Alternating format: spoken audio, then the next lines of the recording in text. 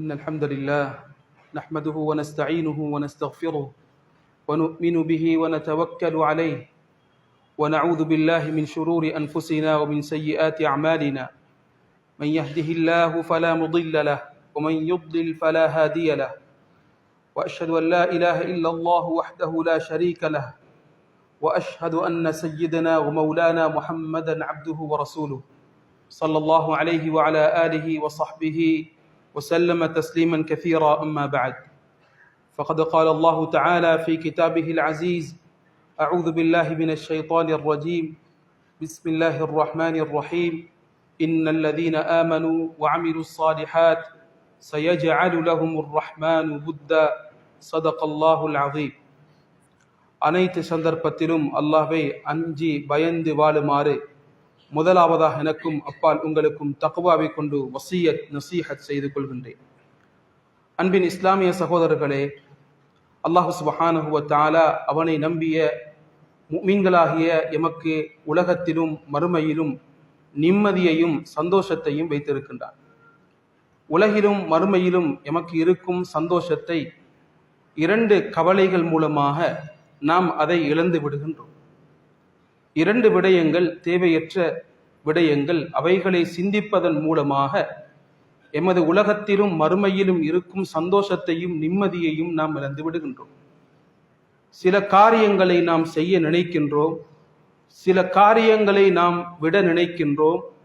மற்றவர்கள் இதை செய்யும் பொழுது இதை விட்டால் என்ன நினைப்பார்கள், அதனால் செய்ய வேண்டிய விடயத்தை செய்யாமல் இருக்கின்றோம், செய்யக்கூடாத விடயத்தை செய்து விடுகின்றோம்.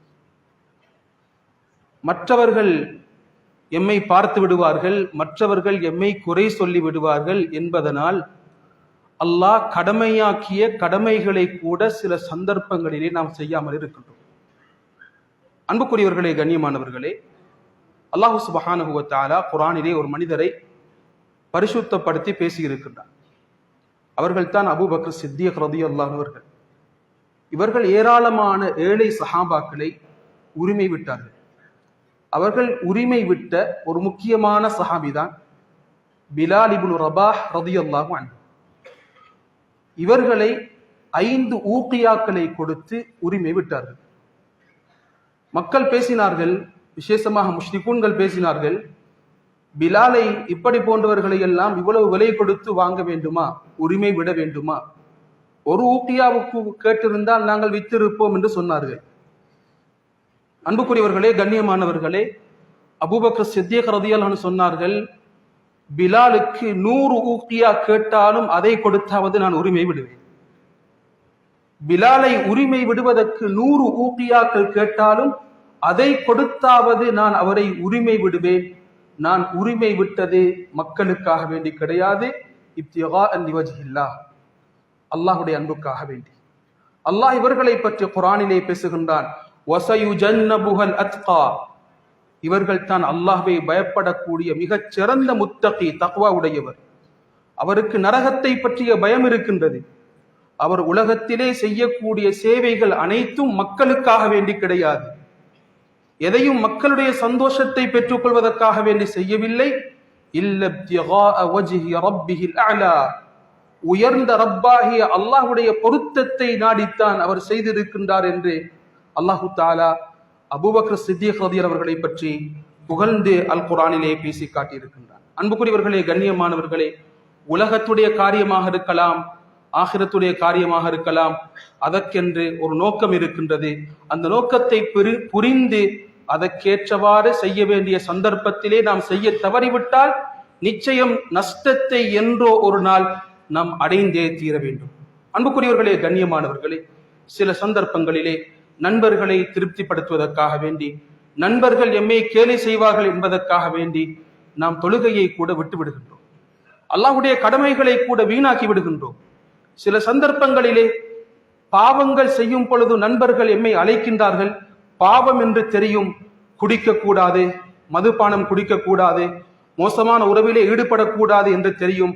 ஆனால் நண்பர்கள் எம்மை குறை சொல்வார்கள் என்பதற்காக வேண்டி நண்பர்களுடன் சேர்ந்து அந்த பாவத்தையும் நாம் செய்து விடுகின்றோம்.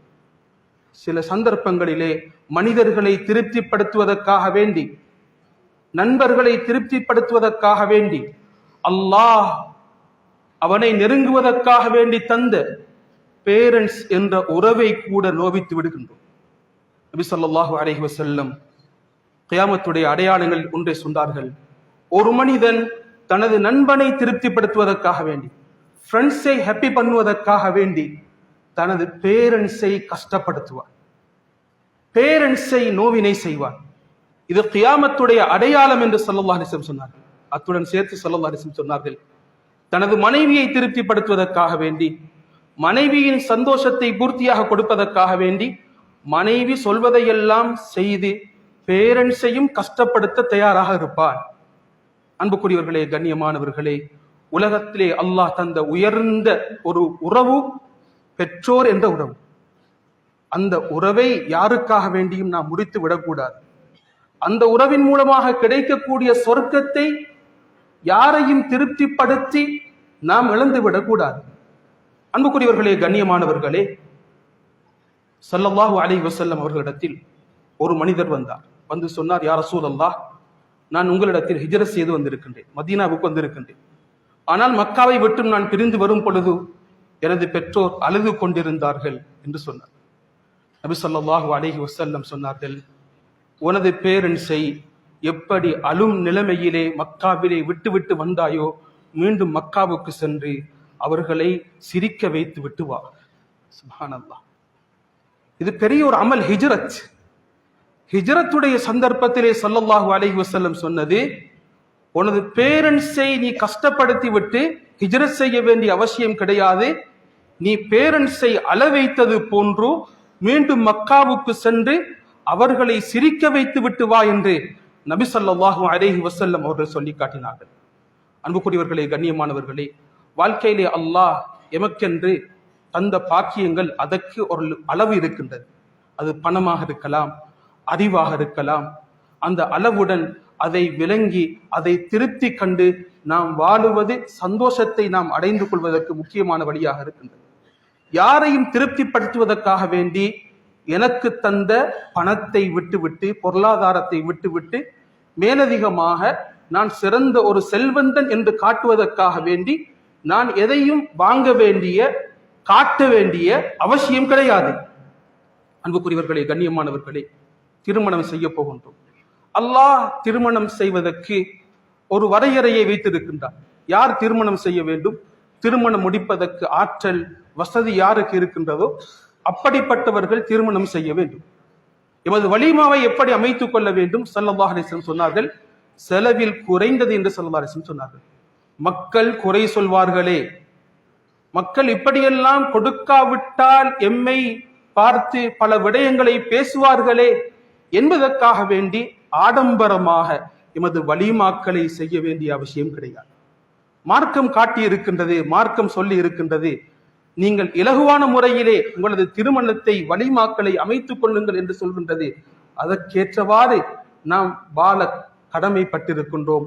மற்றவர்களை திருப்திப்படுத்துவதற்காக வேண்டி அல்லாஹ் எமக்கு கொடுத்ததை விட அதிகமாக நாம் காட்ட வேண்டிய அவசியம் கிடையாது. அன்புக்குரியவர்களே, கண்ணியமானவர்களே, சில சந்தர்ப்பங்களிலே வாகனங்களாக இருக்கலாம், உலகத்துடைய தேவைகளாக இருக்கலாம், அல்லாஹ் தந்த ஒரு அளவு இருக்கின்றது எமது பொருளாதாரத்திலே. அதைவிட அதிகமாக மக்களுக்கு காட்டுவதற்காக வேண்டி கடன்பட்டு கஷ்டப்பட வேண்டிய அவசியம் கிடையாது. அல்லாஹ் எனக்கு ஒரு பைசிக்கிளை ஓட்டக்கூடிய பொருளாதாரத்தை தான் தந்திருக்கின்றானா, ஒரு காரை, ஒரு பைக்கை, சாதாரணமான ஒரு பைக்கை ஓட்டக்கூடிய ஆற்றலை தான் தந்திருக்கின்றானா, மற்றவர்களை திருப்திப்படுத்துவதற்காக வேண்டி அதைவிட சிறந்த ஒரு நிலைமைக்கு அதிகமாக ஒரு லெவலுக்கு நாம் சொல்வது மார்க்கத்துக்கு அப்பாற்பட்ட ஒரு விடயமாக இருக்கின்றது.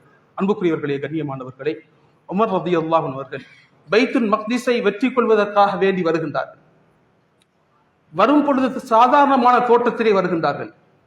அவர்களது ஆடையிலே கிட்டத்தட்ட 18 ஒட்டுக்கள் போடப்பட்டிருக்கின்றன. அவர்கள் ஒரு கல்தையிலே வருகின்றார்கள். சுப்ஹானல்லாஹ். வரும் பொழுது தண்ணீர் நிறைந்த ஒரு இடம் இருந்தது. அன்புக்குரியவர்களே, கண்ணியமானவர்களே, அந்த சந்தர்ப்பத்திலே தனது செருப்பை தூக்கி கொண்டு வருகின்றார். அனைவரும் பார்த்து கொண்டிருக்கின்றார்கள். ஒரு ஜனாதிபதி அவர் வருகின்றார், அவர் எப்படி வரப்போகின்றார் என்று அனைவரும் பார்த்து கொண்டிருக்கும் பொழுது இப்படி அவர்கள் செய்ததை பார்த்த அபு உபைதா ரலியல்லாஹு அன்ஹு அவர்கள் சொன்னார்கள், அமீருல் முஃமினீன் அவர்களே, நீங்கள் செய்த செயல் இந்த ஊரில் உள்ள மக்கள் இப்படியெல்லாம் செய்ய மாட்டார்கள், நீங்கள் இப்படி செய்து விட்டீர்களே என்றார்கள். உமர் ரலியல்லாஹு கோபப்பட்டார்கள். அபு உபைதா ரலியல்லாஹு அவர்களை பிடித்தார்கள். பிடித்து சொன்னார்கள், அபு உபைதாவே, நீங்கள் அல்லாத வேறொருவர் இப்படிப்பட்ட ஒரு பேச்சை பேசியிருந்தார் நான் அவரை தண்டித்திருப்பேன். அல்லாஹ் எதை வைத்து எமக்கு கண்ணியத்தை தந்தார்? அல்லாஹ் இஸ்லாத்தை வைத்து எமக்கு கண்ணியத்தை தந்தார். இது அல்லாத வேறு விடயத்தை கொண்டு நாம் கண்ணியத்தை தேடினால் ஒரு நாளும் கண்ணியம் கிடைக்க மாட்டாது என்று உமர் ரலியல்லாஹு சொல்லி காட்டினார்கள். அன்புக்குரியவர்களே, கண்ணியமானவர்களே, சில சந்தர்ப்பங்களிலே சில தவறுகளை நாம் விளங்கும் பொழுது, தவறுகள் சுட்டிக்காட்டப்படும் பொழுது மற்றவர்கள் குறை சொல்வார்களே என்பதற்காக வேண்டி தவறுகளையும் நாம் ஏற்றுக்கொள்ள தயாரான நிலைமையில் இல்லை. உலகத்திலே மிகப்பெரிய ஒரு அரசன் வாழ்ந்தார். அவன் சொன்ன வார்த்தையை போன்று உலகத்தில் வேறு எந்த அரசர்களும் சொல்லி இருக்கவில்லை. அல்லாஹ்வை நிராகரித்தான், அல்லாஹ்வுடைய அடியார்களை கொன்றான். கடைசியில் சொன்ன வார்த்தை அன ரப்புக்குமுல் அலா, நான் உங்களுடைய உயர்ந்த ரப்பு என்று சொன்னான்.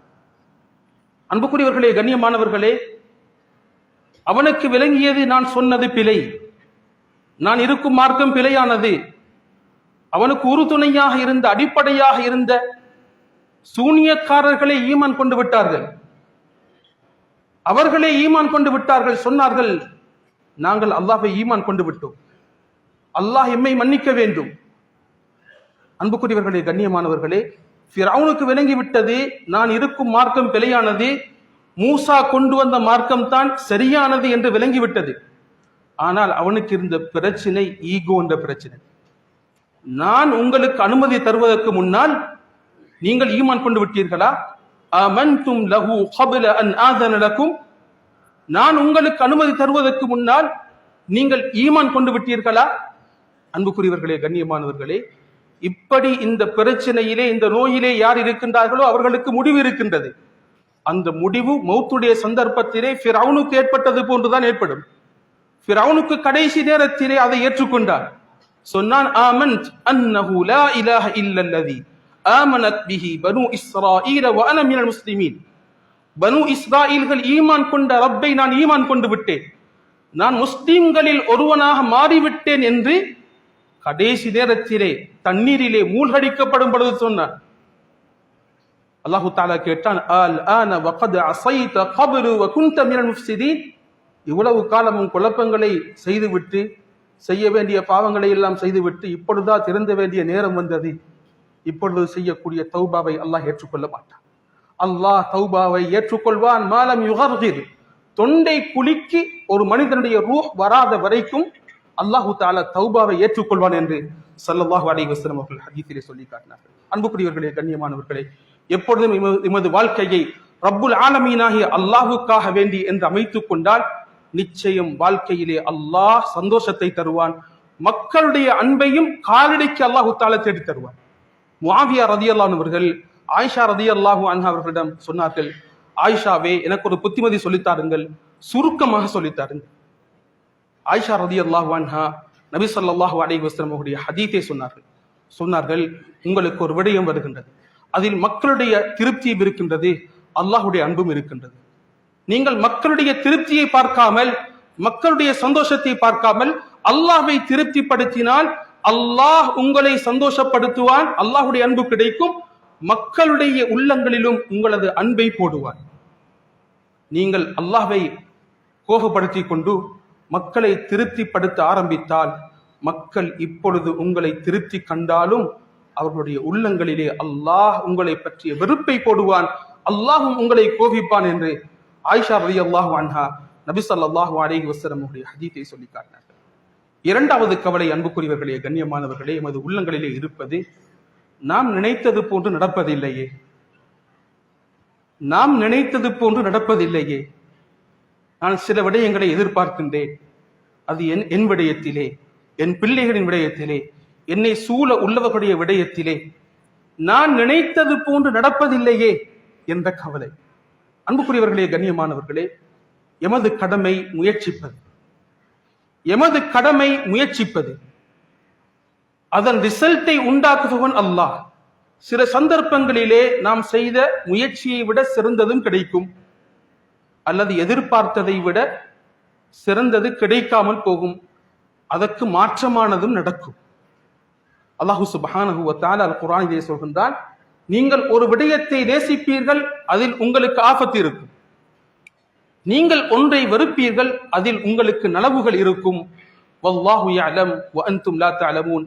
அல்லாஹ் தான் அனைத்தையும் அறிந்தவன், நீங்கள் விடயங்களின் யதார்த்தத்தை புரிய மாட்டீர்கள் என்று அல்லாஹு தஆலா சொல்லி காட்டியிருக்கின்றார். அன்புக்குரியவர்களே, கண்ணியமானவர்களே, எப்பொழுதும் நாம் முயற்சி செய்து கொண்டே இருக்க வேண்டும். நல்லதை நாம் எதிர்பார்த்து அதை அடைவதற்காக வேண்டி உள்ள முயற்சியை எமக்குள்ளால் செய்ய வேண்டும். எம்மை சூழ இருக்கக்கூடிய மக்கள் நல்லவர்களாக மாற வேண்டும் என்பதற்காக வேண்டி நாம் முயற்சி செய்து கொண்டே இருக்க வேண்டும். அந்த முயற்சி யாசீன் சூராவிலே அல்லாஹு தஆலா சொன்ன சாஹிபு யாசீன் சொன்ன முயற்சியை கொண்டு இருக்க வேண்டும். அவர் யார்? அந்தாகியாவுக்கு அல்லாஹு தஆலா 3 ரசூல்மார்களை அனுப்பினான். அவர்கள் மெசேஜை எத்தி வைத்தார்கள், அந்த மக்கள் ஏற்றுக்கொள்ளவில்லை. அந்த ஊரின் போலரிலிருந்து ஒரு சாதாரண ஒரு மனிதர் வந்தார். அவர் வந்து சொன்னார், யா கௌமி இத்தபிஉல் முர்சலீன், எனது கூட்டமே, ரசூல்மார்களை நீங்கள் பின்பற்றுங்கள். அவர்கள் உங்களிடத்தில் எந்த ஒரு கூலியையும் கேட்கவில்லை, அவர்கள் நேர்வழி பெற்றவர்கள் என்று சில உபதேசங்களை சொன்னார். அன்புக்குரியவர்களே, கண்ணியமானவர்களே, அவரது புத்திமதியை அந்த கூட்டம் ஏற்றுக்கொள்ளவில்லை, அவரை கல்லறிந்து கொண்டார்கள். அன்புக்குரியவர்களே, கண்ணியமானவர்களே, கடைசி சந்தர்ப்பத்திலே அவரது கவலை எப்படி இருந்தது என்றால், நல்லதை எதிர்பார்க்க கூடியவர்கள் நல்லது நடக்காத சந்தர்ப்பத்திலே அவர்களது ஹோப் இப்படித்தான் இருக்க வேண்டும். அவர் கடைசியில் எப்படி மரணித்தார் என்று தெரியுமா?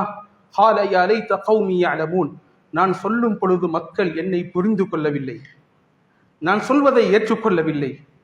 அல்லாஹ் எனக்கு இப்பொழுது என்னை மன்னித்து சொர்க்கத்தை காட்டியிருக்கின்றார். நீங்கள் சொர்க்கத்தினே நுழையுங்கள் என்று அவருக்கு சொல்லப்பட்டது. இதை எனது மக்கள் அறியக்கூடாதா? எந்த மக்களுக்கு நேர்வழி கிடைக்க வேண்டும், நல்லவர்களாக மாற வேண்டும் என்று நினைத்தேனோ அந்த கூட்டம் இதை விளங்கக்கூடாதா என்று அவர் கவலைப்பட்டு கொண்டு மரணித்தார் என்று குர்ஆனிலே அல்லாஹ் சுப்ஹானஹு வ தஆலா சொல்லி காட்டியிருக்கின்றார். அன்புக்குரியவர்களே, கண்ணியமானவர்களே, எப்பொழுதும் நல்லதை நாம் எதிர்பார்க்க வேண்டும், அதற்காக வேண்டி முயற்சிக்க வேண்டும்.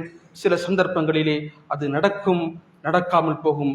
செய்த முயற்சியின் கூலி நிச்சயம் இருக்கின்றது.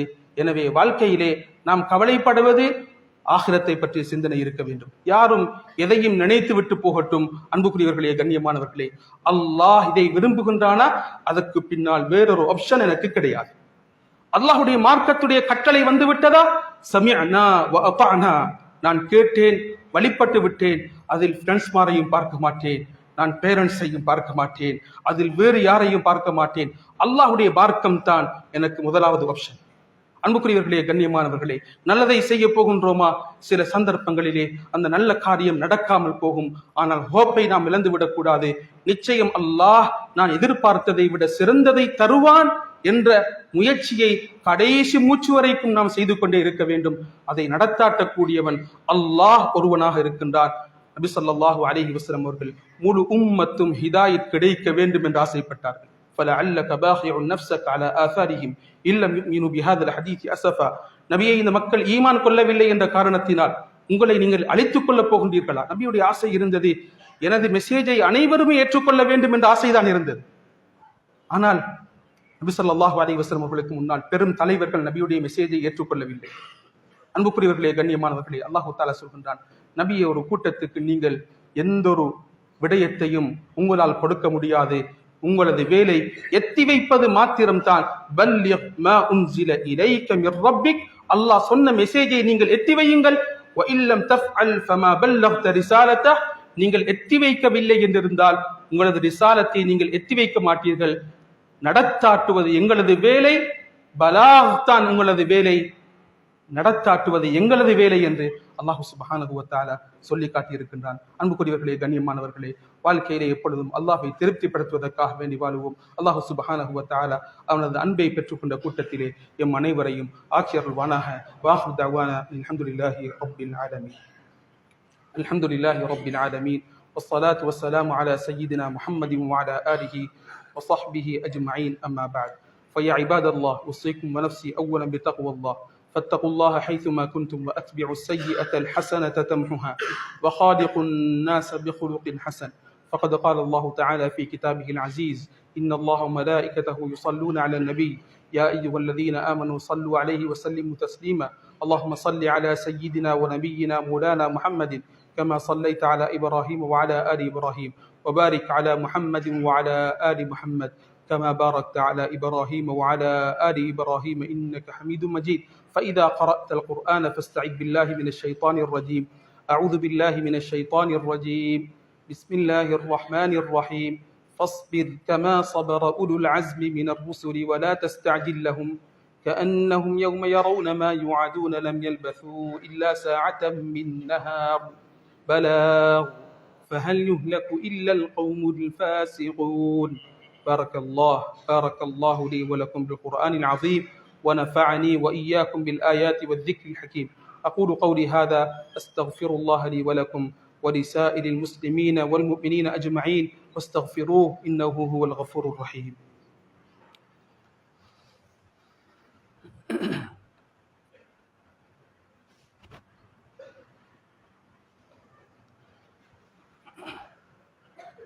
الحمد لله الذي أنزل على عبده الكتاب ولم يجعل له عوجا الحمد لله فاطر السماوات والأرض جاعل الملائكة رسلا أولي أجنحة مثنى وثلاث ورباع يزيد في الخلق ما يشاء إن الله على كل شيء قدير والصلاة والسلام على سيدنا محمد وعلى آله وصحبه أجمعين أما بعد فيا عباد الله أوصيكم ونفسي أولا بتقوى الله فاتقوا الله حيثما كنتم وأتبعوا السيئة الحسنة تمحها وخالق الناس بخلق حسن فقد قال الله تعالى في كتابه العزيز إن الله وملائكته يصلون على النبي يا أيها الذين آمنوا صلوا عليه وسلموا تسليما اللهم صل على سيدنا ونبينا مولانا محمد كما صليت على إبراهيم وعلى آل إبراهيم وبارك على محمد وعلى آل محمد كما باركت على إبراهيم وعلى آل إبراهيم إنك حميد مجيد وفي الحديث عن رسول الله صلى الله عليه وسلم